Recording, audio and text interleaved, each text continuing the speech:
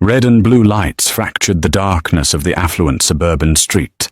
To Officer Carter Evans, the black couple in the luxury SUV were just an easy target, a chance to assert his authority on a quiet Tuesday night. He expected fear. He expected compliance. He expected a routine intimidation tactic to end with a citation or a fabricated arrest. What he didn't expect was the locked steel briefcase in their trunk, or the federal gold badges inside that were about to completely end his career and shatter his reality. The dashboard clock of the 2024 Volvo XC90 read 11:42 p.m. Rain had just begun to slick the asphalt of Interstate 270, reflecting the amber glow of the highway lights like scattered coins.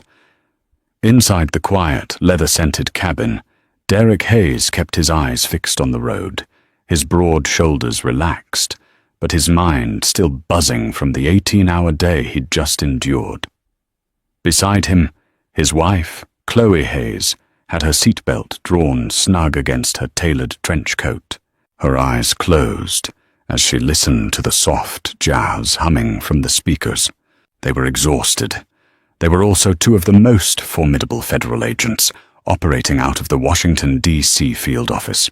Derek, a supervisory special agent with the FBI's Organized Crime Division, had spent the week unraveling a complex money laundering syndicate. Chloe, a senior investigator for the Department of Justice's Civil Rights Division, had just wrapped up a grueling deposition involving systematic voter suppression in neighboring states. They were highly trained, deeply educated, and entirely utterly drained.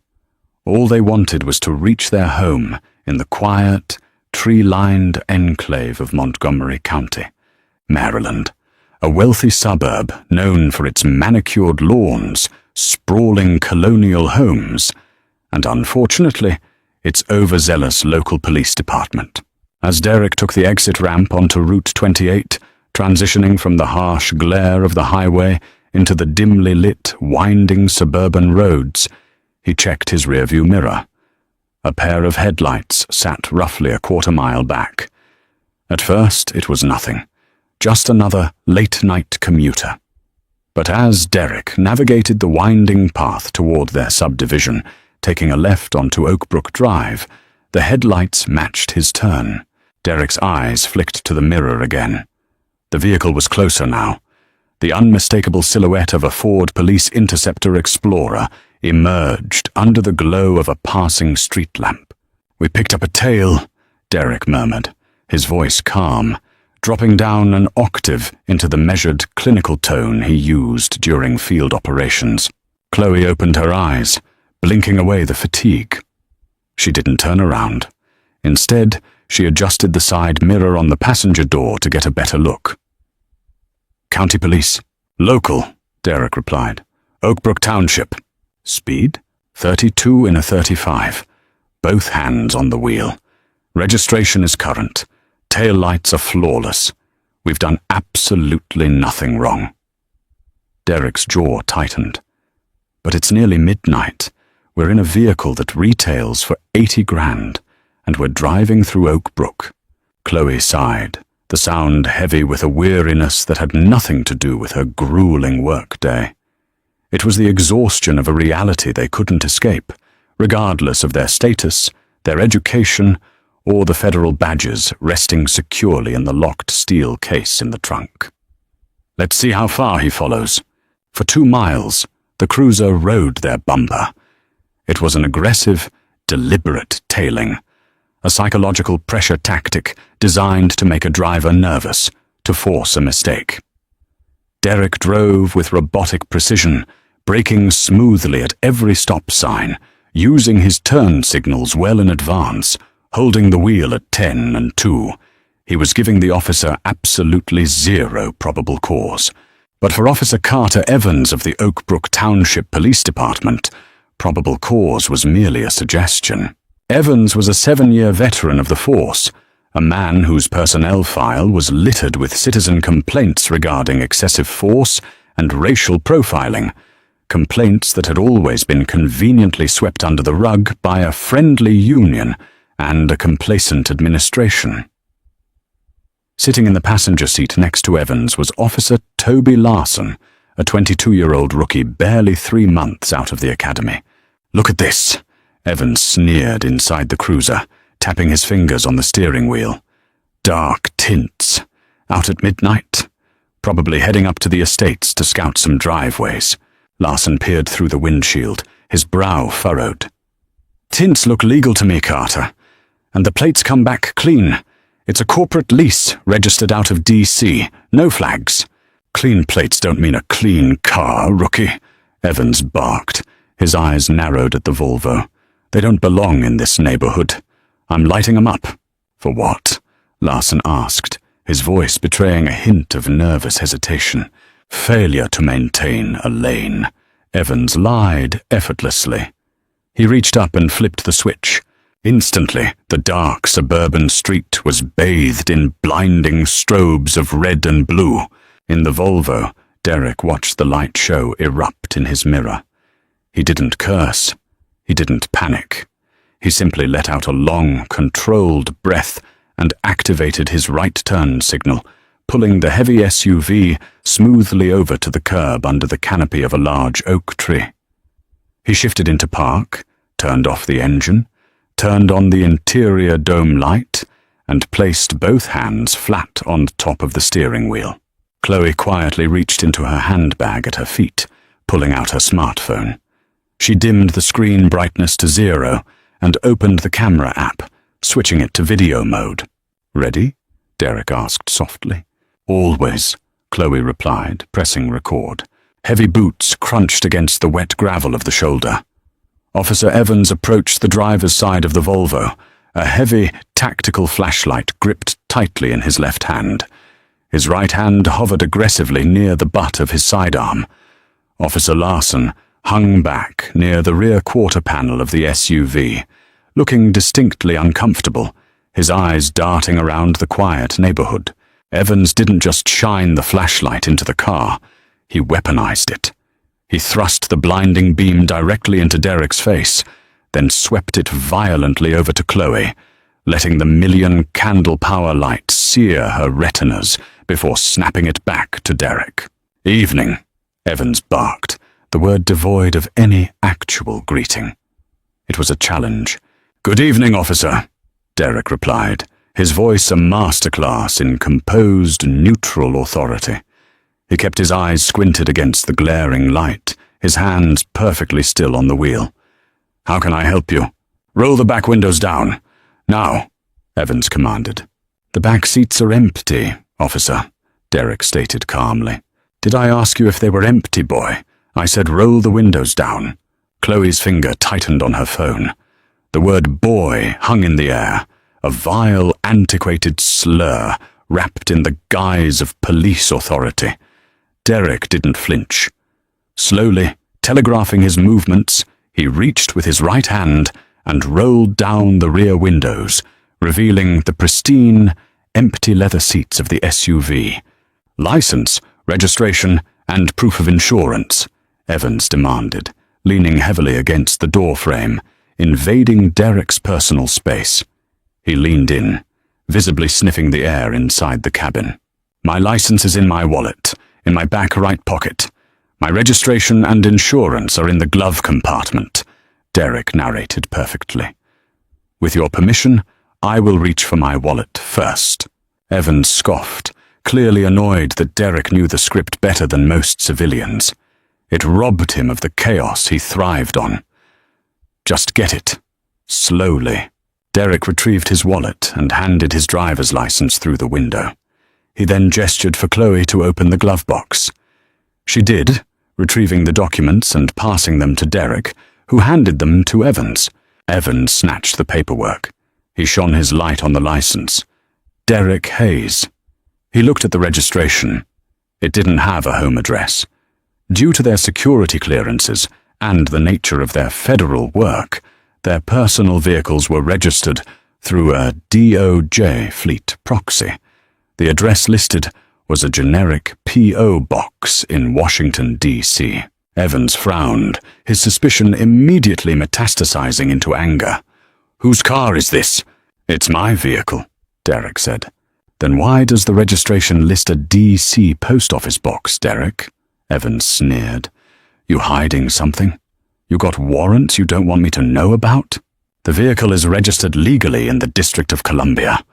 We are on our way home," Derek replied, ignoring the bait. "Where's home?" "In this neighborhood, just up the road." Evans let out a harsh, barking laugh. "Right, sure it is. You people always have a story. What are you two really doing driving around Oak Brook at midnight?" Chloe spoke up for the first time, her voice icy and sharp enough to cut glass. "Officer, my husband has provided you with all legally required documentation. You stated you pulled us over. We have yet to be informed of the reason for this stop."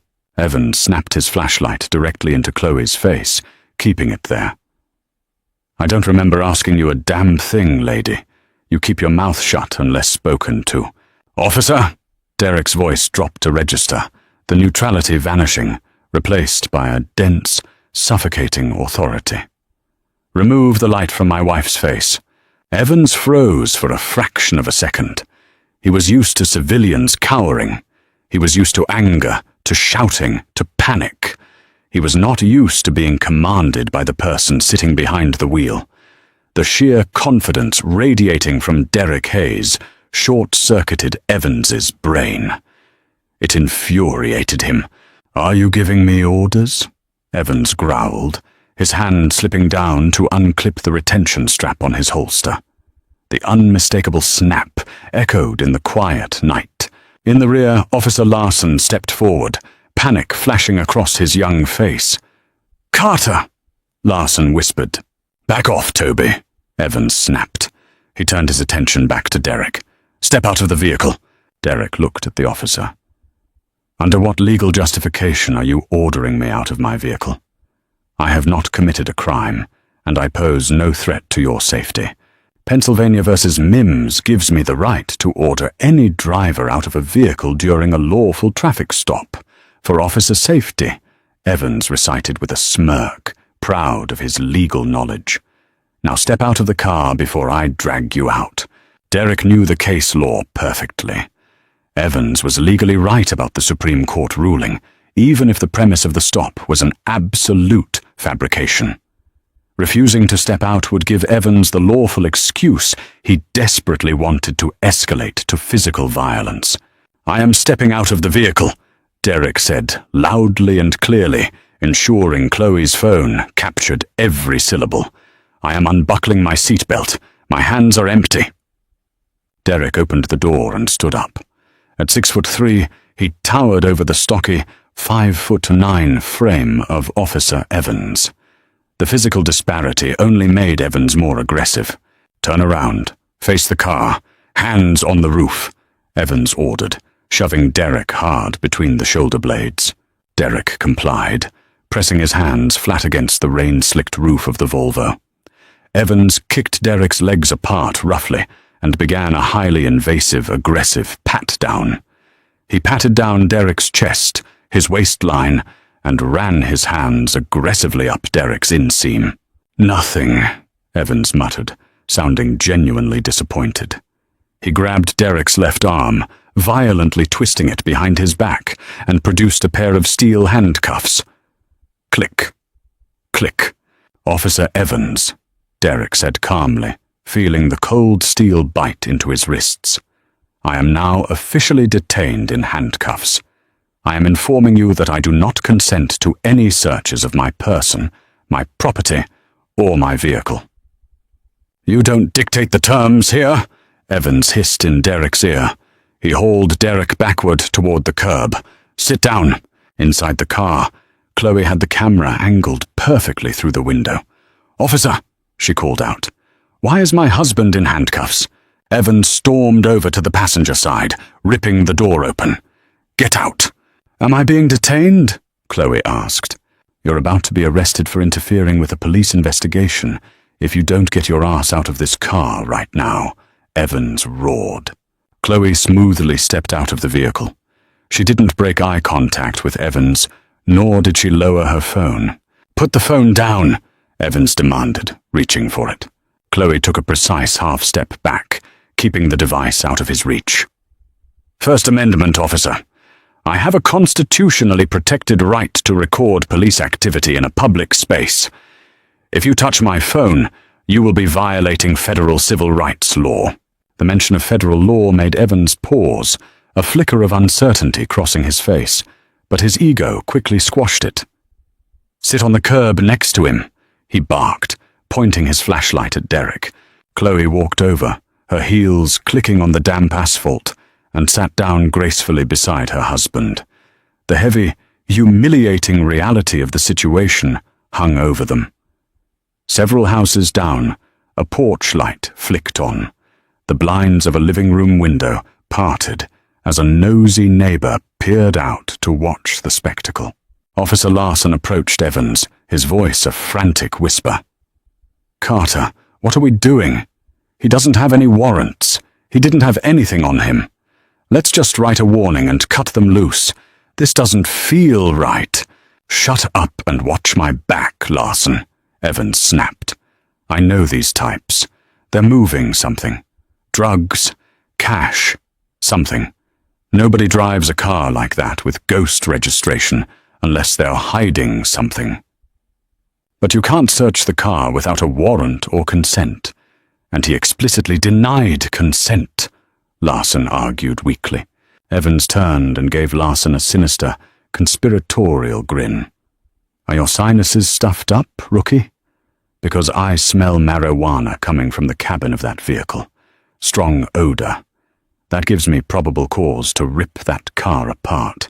Larson stared at him, horrified. There was no smell of marijuana. The air smelled of rain, wet pavement, and the faint scent of Chloe's expensive cedarwood perfume.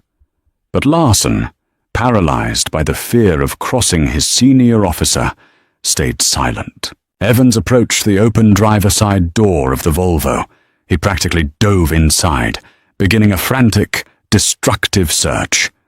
Derek and Chloe sat silently on the curb, the rain beginning to pick up, dampening their clothes. "He's writing his own obituary," Chloe whispered to Derek, her phone still recording, capturing Evans tossing their center console contents onto the passenger seat. "Let him dig the hole," Derek murmured back, his eyes cold and calculating. "Every second he's in that car, he's adding another federal count to his indictment. Let's see how deep he wants to go." Evans tore through the front cabin. He pulled the floor mats up. He rifled through the glove box, tossing the vehicle's manual onto the floorboards. Finding nothing but mints, charging cables, and an umbrella, his frustration boiled over. He popped the trunk latch and stomped to the rear of the SUV, throwing the tailgate open. He rummaged through the empty grocery bags, lifted the spare tire cover, and then stopped. A triumphant grin spread across his face. Bolted securely to the reinforced floor of the trunk, hidden beneath the spare tire deck, was a heavy-duty, matte black Pelican lockbox. It was secured with a digital biometric keypad and two heavy steel clasps. "Bingo," Evans muttered aloud. He stepped back and pointed his flashlight at Derek. "What's in the box, Hayes?" Derek looked up from the curb. "Personal property, which you do not have a warrant to search." Evans marched over, towering over them on the curb. "I have probable cause. I smell weed, and now I find a hidden lockbox in the trunk. That's drug trafficking 101. You're moving weight, aren't you? Heroin? Fentanyl? Or is it just stacks of dirty cash?" "Officer Evans," Chloe said, her voice piercing the night air. "I highly advise you to close the trunk of that vehicle, remove the handcuffs from my husband, and call your shift supervisor to this location immediately." "I am the senior officer on scene," Evans shouted, his face turning red, veins bulging in his neck. He leaned down, getting inches from Chloe's face. "And you don't advise me of anything. Now I am going to ask you one more time. Give me the code to that box, or I am calling a K9 unit. I am impounding this vehicle, and I am locking both of you in a county cell for the weekend on suspicion of narcotics trafficking. Your choice." Derek looked at Chloe. They shared a brief, silent conversation through a single glance. The time for observation was over. The trap was fully set, and the mouse had confidently placed its head inside the jaws. "Officer Larson!" Derek called out, ignoring Evans entirely and addressing the trembling rookie standing nervously by the cruiser. Larson jumped slightly. Yes? "I want you to listen to me very carefully," Derek said, his voice echoing with an absolute, terrifying calm. "You are currently witnessing your senior officer commit multiple felony civil rights violations under Title 18, U.S. Code, Section 242, Deprivation of Rights under Color of Law. You have a duty to intervene. If you do not, you will be named as a co-conspirator." Evans laughed, a harsh, mocking sound. "Listen to the lawyer over here. You think throwing out some fake legal jargon is going to scare us? Open the damn box." "The code is 09157, Derek said plainly. "Open it yourself." Evans sneered. "Smart boy." He turned his back on them and practically sprinted to the trunk of the Volvo. He punched the numbers into the keypad. Beep, beep, beep, beep, beep. A green light flashed. The electronic lock disengaged with a heavy mechanical clack. "Let's see what you're hiding, Hayes," Evans muttered, flipping the heavy steel latches up. He grabbed the lid of the Pelican case and threw it open. Evans shone his flashlight inside, expecting to see bricks of cocaine or banded stacks of $100 bills. Instead, the beam of his flashlight illuminated something that made his heart stop dead in his chest. Resting in custom-cut, high-density foam were two leather credential wallets. Beside them were two heavy, solid gold shields gleaming under the harsh light. Evans's breath caught in his throat. His hands began to tremble. Slowly, mechanically, as if his brain was refusing to process the information, he reached down and flipped open the first leather wallet. Staring back at him was a crisp, official identification card. It bore the seal of the United States Department of Justice, Federal Bureau of Investigation. Beside it was a photo of Derek Hayes, Derek M. Hayes, Supervisory Special Agent, Organized Crime Division. Evans dropped the wallet as if it were a coiled rattlesnake. It tumbled back into the case. His trembling hand reached for the second wallet. He flipped it open. Chloe R. Hayes, Special Counsel, Civil Rights Division, United States Department of Justice. The rain continued to fall, but Evans couldn't feel it anymore. The arrogant, aggressive swagger melted from his posture in a matter of seconds, replaced by a cold, paralyzing terror that seeped into his bones. His mind raced, replaying the last 20 minutes. The illegal stop, the blatant lies, the racist slurs, the physical assault, the illegal search. He hadn't just profiled and harassed a couple of wealthy civilians.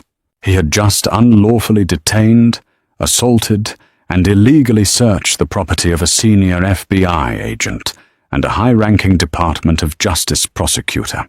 "Carter," Officer Larson called out from the darkness, sensing the sudden, unnatural silence. "Carter, what is it?" "What's in the box?" Evans didn't answer. He couldn't. He slowly backed away from the trunk of the Volvo, his eyes wide, his flashlight dropping aimlessly to the wet asphalt with a hollow clatter. From the curb, still handcuffed, Derek Hayes smiled. It was a cold, merciless smile. "Are you finding what you're looking for, Officer Evans?" Derek asked, his voice ringing out in the quiet night like the tolling of a funeral bell. "Or would you like to call the K9 unit?" The hollow clatter of Officer Carter Evans's heavy mag-light flashlight hitting the wet asphalt was the loudest sound on Oak Brook Drive. It rolled lazily toward the gutter, its intense beam illuminating the storm drain, leaving Evans standing in the ambient glow of the red and blue cruiser strobes. He looked as though the oxygen had been vacuumed directly out of his lungs. "Carter?" Officer Toby Larson asked again, his voice cracking with the pitch of a frightened teenager. He stepped cautiously away from the cruiser, his boots splashing in the shallow puddles forming on the street. He moved toward the rear of the Volvo, craning his neck to look into the open trunk. Larson peered over Evans's trembling shoulder. He saw the matte black Pelican case. He saw the high-density foam. And then he saw the gold shields and the federal identification cards. The heavy, unmistakable seal of the Department of Justice stared back at him like a death warrant. Larson let out a sound that was half gasp, half whimper. He stumbled backward, his hands instinctively flying up into the air, as if physically surrendering to the open trunk. "Oh my God," Larson breathed, his eyes darting frantically between the badges and the two people sitting on the wet curb. "Oh my God, Carter. What did you do? What did you just do?" Evans couldn't speak. The arrogant, swaggering predator who, just 5 minutes prior, had been barking racist slurs and threatening a K-9 unit, was gone. In his place was a hollow shell of a man, his mind fracturing under the crushing weight of his colossal mistake. He had fabricated a traffic stop, physically assaulted a federal agent, illegally detained a DOJ prosecutor, and conducted a warrantless search of a vehicle containing classified government property. "Officer Larson," Derek Hayes said. His voice was no longer that of a compliant civilian. It was the sharp, commanding bark of a supervisory special agent taking control of a hostile scene. Larson whipped his head around, snapping to attention. Yes, sir? You have a choice to make, and you have exactly 5 seconds to make it," Derek stated, his eyes locked onto the terrified rookie. "You are currently an accessory to multiple federal felonies. You can either go down with your training officer, or you can step over here, remove these handcuffs, and begin following my lawful orders. 1, 2. "I'm taking them off! I'm taking them off, sir!" Larson practically sprinted over to the curb. His hands shook so violently he could barely manage to fish the handcuff keys from his duty belt. "Toby, don't," Evans croaked, his voice a pathetic, raspy whisper. "Don't take them off. We can fix this. We can figure this out." "Fix this?" Chloe Hayes laughed, a sharp, humorless sound that cut through the rain. She remained seated on the curb, her phone still recording, capturing Evans's desperate, incriminating stammer. "Officer Evans, there is no fixing this. Your career ended the moment you pulled us over. The only thing left to determine is how many years you'll spend at FCI Cumberland." Larson finally managed to get the key into the slot. With 2 quick turns, the steel cuff snapped open. Derek brought his arms forward, rubbing his wrists slowly. He didn't rush. He didn't yell. He stood up with a terrifying, calculated calmness towering over the scene. "Chloe, call Richard," Derek instructed, dusting off the knees of his trousers. Chloe tapped the screen of her phone, ending the video recording, and immediately dialed a saved number. Richard Caldwell was the special agent in charge, SAC, of the Washington field office. He was also Derek's direct superior, and a man notorious for his ruthless protection of his agents. "Sir," Larson stammered, taking several steps back, his hands completely away from his weapon. "Sir, I had no idea. I told him not to pull you over. I swear to God, I told him the plates were clean. He made up the lane violation. He made up the smell of marijuana. I didn't want any part of this." "Save it for your sworn statement, Larson," Derek snapped. He walked past the rookie and approached Evans, who was still paralyzed by the trunk of the Volvo. Derek stopped inches from Evans.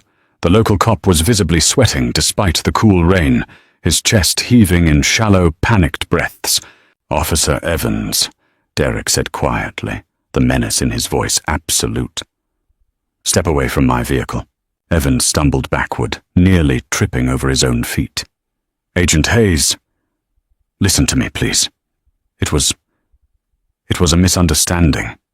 I thought, the tints, the neighborhood.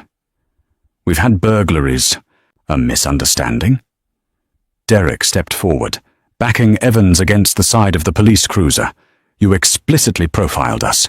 You falsified reasonable suspicion. You detained me under threat of violence, assaulted me during an illegal pat-down, and unlawfully searched a federal vehicle. Which part of that is a misunderstanding, Evans? I can just write a warning. We can just walk away. Please, I have a family," Evans begged, the bravado completely evaporating into a pathetic display of cowardice. "You should have thought about your family before you decided to play God on a public roadway," Derek replied coldly. He reached into his jacket pocket, pulling out his own smartphone, and pointed it at Evans. "Officer Larson, get on your radio. I want your watch commander and your chief of police at this location immediately. If they are asleep, wake them up. Tell them a federal agent has taken command of your scene." "Copy that." Larson practically dove into the cruiser, grabbing the radio mic. His voice echoed out of the open windows, frantic and desperate. "Dispatch, this is Unit 4 Bravo. We have a Code 3 emergency at Oakbrook Drive. Need the watch commander and Chief Dawson on scene immediately. Priority 1, officer in distress. Wait, no, federal agents involved. Just get the chief here now." "Copy 4 Bravo," the dispatcher's confused voice crackled back. "Did you say federal agents?" "Just get them here," Larson screamed into the mic. On the curb, Chloe Hayes had SAC Caldwell on speakerphone. "Richard, it's Chloe. Derek and I are at Oakbrook Drive. We've been unlawfully detained and assaulted by an Oakbrook Township police officer. He conducted a warrantless search of our agency vehicle." "Is Derek okay?" Caldwell's voice barked through the phone, thick with sleep but instantly commanding.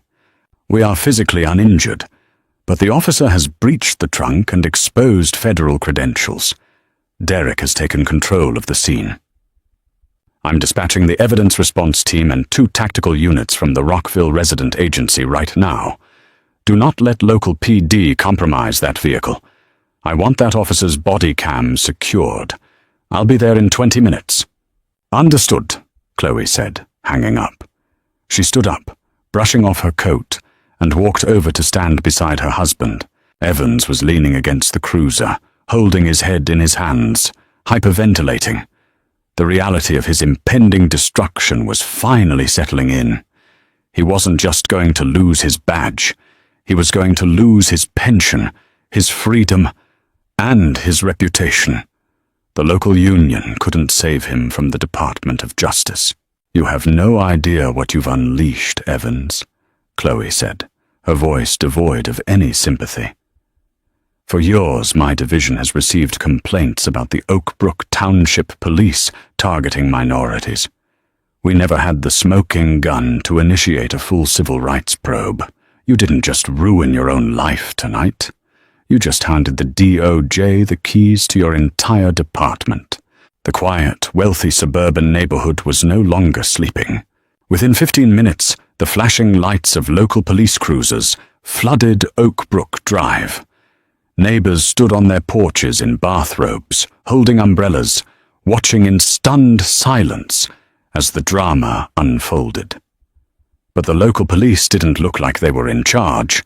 They stood awkwardly on the perimeter, completely overshadowed by the arrival of 3 unmarked, matte black Chevrolet Suburbans that had roared onto the street, blocking off the entire intersection.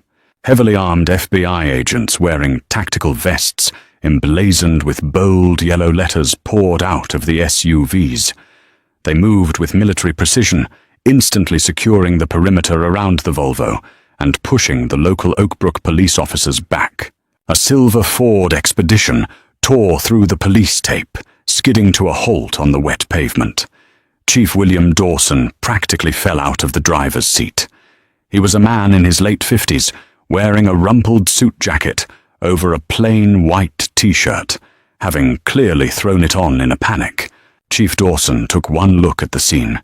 The FBI tactical team, the open trunk of the Volvo, Officer Evans looking like a corpse leaning against his cruiser, and Supervisory Special Agent Derek Hayes standing calmly in the center of it all. Dawson felt a cold sweat break out on the back of his neck. "Who is in charge here?" Dawson asked, his voice wavering as he approached the FBI cordon. "I am," Derek said, stepping forward. He held up his gold shield. "Supervisory Special Agent Derek Hayes, FBI. This is Special Counsel Chloe Hayes, Department of Justice Civil Rights Division." Dawson swallowed hard, extending a trembling hand. "Chief William Dawson. Agent Hayes, Counselor, I don't understand what's happening here. My dispatch said there was an incident involving one of my officers." "There wasn't an incident, Chief Dawson. There was a barrage of felony civil rights violations." Chloe stepped forward, her legal mind already prosecuting the case. "Your officer, Carter Evans, pulled us over without probable cause. He racially profiled us. He falsified a report of a marijuana odor to bypass the Fourth Amendment. He ordered my husband out of the car, physically assaulted him, placed him in handcuffs, and then unlawfully searched a federal government vehicle." Chief Dawson turned slowly to look at Evans. Evans couldn't even make eye contact. He was staring at the pavement, his face pale and slick with rain and sweat. "Carter," Dawson said, his voice barely a whisper. "Tell me they're lying. Tell me you had probable cause." Evans remained silent. "He can't tell you that, Chief." Officer Larson spoke up, stepping out from behind a cruiser. The rookie looked terrified, but resolute. "Because they aren't lying. I told him not to pull them over. The plates were clean. He said they didn't belong in this neighborhood. He made up the lane violation. He made up the weed." Dawson closed his eyes, rubbing the bridge of his nose as a massive migraine bloomed behind his eyes. His department was finished. The lawsuits alone would bankrupt the township. "Chief Dawson?" A new, booming voice echoed across the street. "Special Agent in charge." Richard Caldwell stepped out of the lead Suburban, walking past the tactical agents. He was a formidable man, exuding an aura of absolute authority. "I am S.A.C. Caldwell. Your officer has unlawfully detained and assaulted one of my senior agents." "Agent Caldwell, please," Dawson stammered. "Let me take him into custody. I will have him suspended immediately. I'll launch an internal affairs investigation tonight." "Internal affairs?" Caldwell let out a sharp, mocking laugh. "Chief, you no longer have jurisdiction over this scene. This is now a federal crime scene. Your officer tampered with a vehicle containing classified DOJ files and federal property. We are taking over."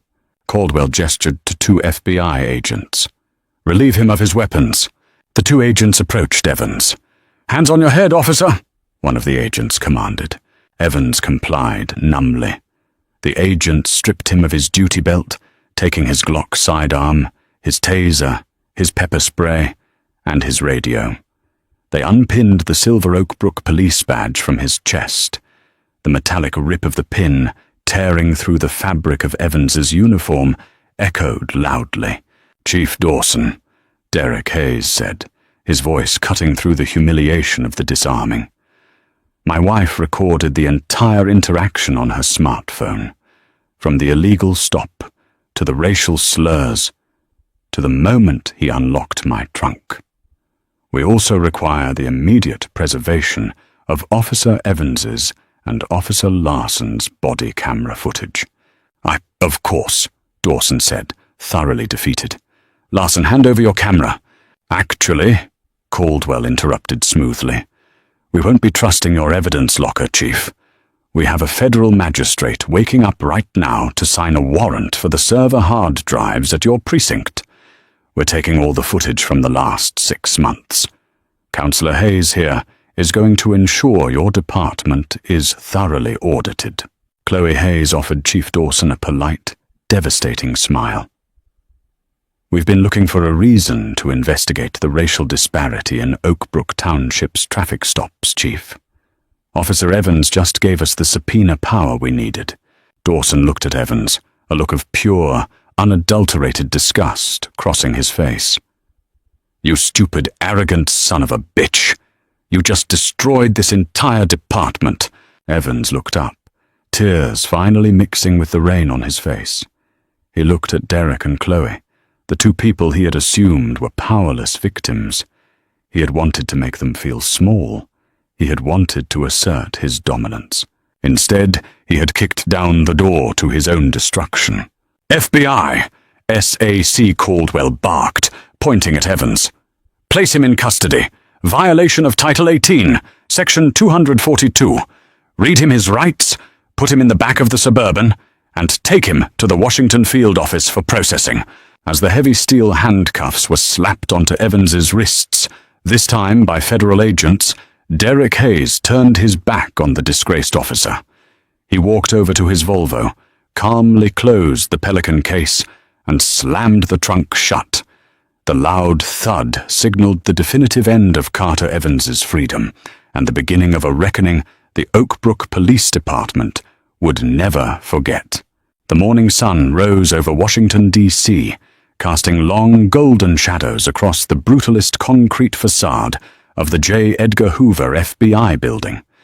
While the city's commuters were just starting their day, the federal machinery had been grinding at maximum capacity for hours. By 6 a.m., the Oakbrook Township Police Department had ceased to function as an independent law enforcement agency. 36 federal agents, armed with broad warrants signed by a federal magistrate in the middle of the night, descended upon the precinct. They weren't there to ask questions. They were there to dismantle. Evidence response teams systematically bagged hard drives, seized internal affairs filing cabinets, and confiscated the body camera server racks.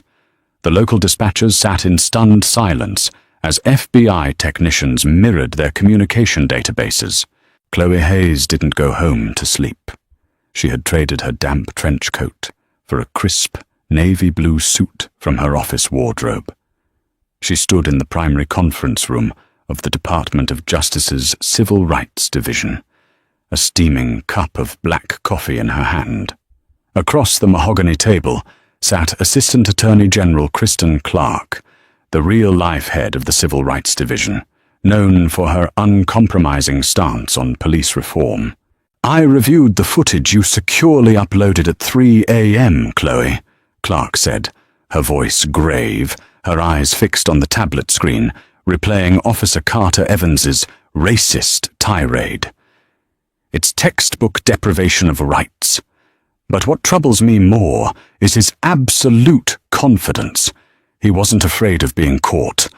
That level of brazen arrogance doesn't exist in a vacuum. It's institutional." "I agree," Chloe replied, setting her coffee down. Evans felt protected. Chief William Dawson claimed he was unaware, but the immediate deployment of the FBI tactical teams panicked him into a confession on the scene.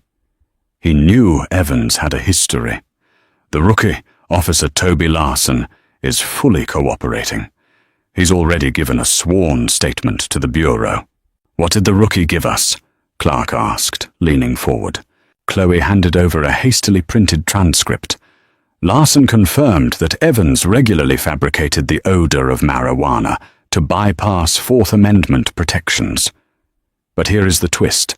Larson mentioned a quiet initiative within the department known internally as the Night Watch. It's an off-the-books competition among the midnight shift officers. They target out-of-town plates, luxury vehicles driven by minorities, and rental cars, utilizing pretextual stops to search for cash. Clark's eyes narrowed. Civil asset forfeiture abuse.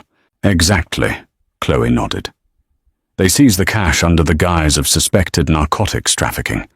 Because it's a civil forfeiture, the victims have to sue the department to get their own money back, which costs more in legal fees than the cash is worth. Most people walk away.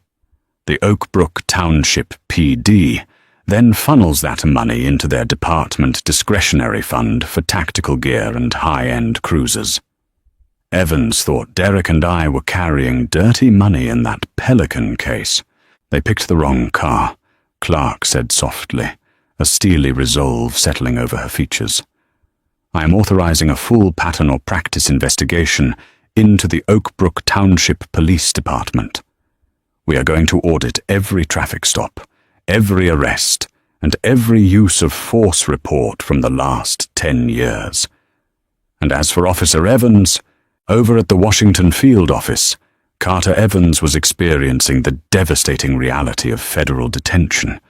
He had been stripped of his uniform and issued a drab, scratchy, standard-issue jumpsuit. He sat in a windowless interview room, the steel table bolted to the floor. His hands were cuffed to a belly chain. The adrenaline had long since burned out, leaving behind a hollow, paralyzing dread. The heavy steel door clicked open.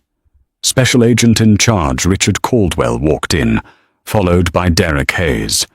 Derek had also changed into a suit, his demeanor cold and purely professional. Evans shrank back in his chair. "Agent Hayes, please." "You don't speak to him," Caldwell snapped, dropping a thick manila folder onto the table. "You only speak to your attorney, who, by the way, just reviewed the body camera footage we pulled from your cruiser's local hard drive. Your union representation has officially advised you to accept whatever plea deal we offer, because they are refusing to take this to trial." Evans's jaw trembled. "My union. They can't abandon me. I pay my dues. Your union doesn't want the DOJ looking into their political action committees, Evans," Derek said, his voice flat. "You are a liability. A highly toxic, heavily documented liability." Caldwell opened the folder. "Let's review the charges the United States Attorney is preparing to file against you."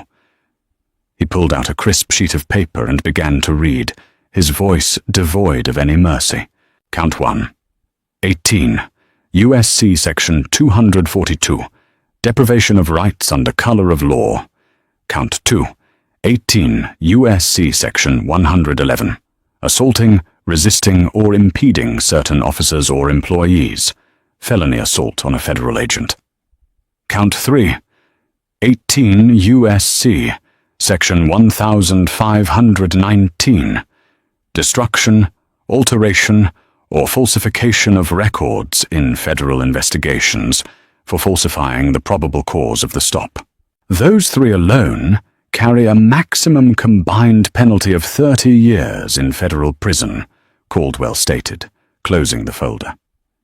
And that's before the Civil Rights Division files federal conspiracy charges against you and your little Night Watch friends.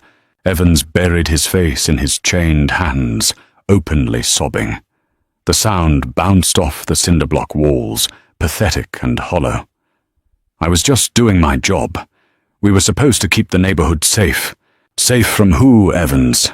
Derek asked, leaning over the table, forcing Evans to look up. "Safe from me? Safe from my wife? You didn't care about safety. You cared about power. You wanted to humiliate me. You wanted to break me down to make yourself feel big. But the truth is, you are nothing but a localized tyrant who finally stepped out of his jurisdiction." Derek stood up, buttoning his suit jacket. "The next time I see you, it will be in federal court." 9 months later. The E. Barrett Prettyman United States Courthouse in Washington, D.C. was a fortress of marble and glass. Inside courtroom 9, the air was heavy with the solemn gravity that only a federal sentencing hearing can produce. The courtroom was packed. Civil rights activists, local journalists, and dozens of federal agents filled the wooden pews. The fallout from the Oakbrook Drive incident had been catastrophic for the local township. The DOJ's pattern or practice investigation had uncovered a staggering web of racial profiling and illegal asset forfeitures. Chief William Dawson had been forced into early retirement and was subsequently indicted on federal corruption charges for turning a blind eye to the Night Watch clique. 6 other officers had been terminated. The township had been forced to sign a federal consent decree, completely stripping them of their autonomy and placing a federal monitor in charge of their daily operations. Officer Toby Larson, having provided the critical testimony needed to dismantle the corruption, was allowed to quietly resign from law enforcement, avoiding jail time, but barred from ever holding a badge again. But today belonged to Carter Evans. Evans sat at the defense table, looking gaunt and aged beyond his years. He wore a loose-fitting khaki prison uniform, a stark contrast to the tactical gear he used to strut around in. He stared blankly at the polished wood of the table, too ashamed to look back at the gallery where his former colleagues and family sat in silence. Presiding over the case was the Honorable Judge Tanya Chutkan, a jurist known for her razor-sharp intellect and absolute intolerance for abuses of power. "Mr. Evans," Judge Chutkan's voice cut through the silence of the room, sharp and resonant. "Please stand." Evans rose slowly, his defense attorney placing a supportive but futile hand on his elbow. "You took an oath to protect and serve the Constitution of the United States," Judge Chutkan began, peering over her reading glasses. "Instead, you treated the Constitution like a suggestion. You used your badge not as a shield for the vulnerable, but as a weapon to terrorize citizens based solely on the color of their skin. You fabricated evidence. You assaulted a federal officer. You violated the sacred trust placed in law enforcement." Judge Chutkan looked over at the prosecution table, where Chloe Hayes sat beside the lead assistant U.S. attorney. Chloe met the judge's eyes, her expression one of quiet, dignified strength. Next to her, Derek Hayes sat in the gallery, watching the man who had called him boy tremble before the might of the federal judiciary. "The defendant has pled guilty to deprivation of rights under color of law and assault on a federal officer," Judge Chutkan continued. "The defense has asked for leniency, citing Mr. Evans's prior record of public service. I find no public service in a career built on bigotry and intimidation. A police officer who abuses his power is the greatest threat to a free society, because he destroys the public's faith in the rule of law." Evans closed his eyes, bracing for the impact. "Carter Evans, it is the judgment of this court that you be committed to the custody of the Federal Bureau of Prisons to serve a term of 108 months, 9 years. This sentence will be served without the possibility of parole. You are remanded to the custody of the United States Marshals." The gavel slammed down with the finality of a coffin lid shutting. Bang! A collective breath was released in the courtroom. Evans slumped, his legs nearly giving out before 2 heavy-set U.S. Marshals grabbed him by the arms, efficiently securing his hands behind his back in heavy steel handcuffs, the exact same way he had handcuffed Derek on that rainy night. As they led him out the side door of the courtroom, Evans chanced one final glance over his shoulder. He saw Derek and Chloe Hayes standing together. They weren't cheering. They weren't smiling. They were simply watching a criminal be removed from society. The ultimate, devastating victory of the law over tyranny. Later that evening, the weather in D.C. was clear and crisp. Derek and Chloe drove home in the same 2024 Volvo XC90. The interior was quiet, the soft jazz playing at a low volume. They took the exit ramp onto Route 28, transitioning into the suburban winding roads. As they took the left onto Oakbrook Drive, a police cruiser was parked near the intersection, monitoring the speed of passing cars. The cruiser didn't move. It didn't tailgate them. The officer inside simply watched them pass, adhering strictly to the law, acutely aware of the federal monitor, watching the department's every move. "No tail tonight," Derek said, a faint, genuine smile finally breaking across his face. Chloe reached over, resting her hand on his, her thumb gently tracing his knuckles. Just a quiet drive home. They pulled into their driveway, the motion sensor lights flooding the manicured lawn with a warm, welcoming glow. They had survived the worst of what a broken system had to offer, and in doing so, they had broken the system itself, forging something better, something fairer, out of the wreckage. The lockbox in the trunk remained secure, their badges resting silently inside. They didn't need them tonight. Tonight, they were just Derek and Chloe Hayes, safely arriving home. What an incredibly satisfying conclusion. Officer Evans thought he could use his badge to bully and harass innocent people, but he messed with the absolute wrong couple. Going from an arrogant, corrupt cop to serving 9 years in a federal prison is the ultimate karma. It just goes to show that nobody is above the law, especially those sworn to uphold it. If you loved this story of justice being served, please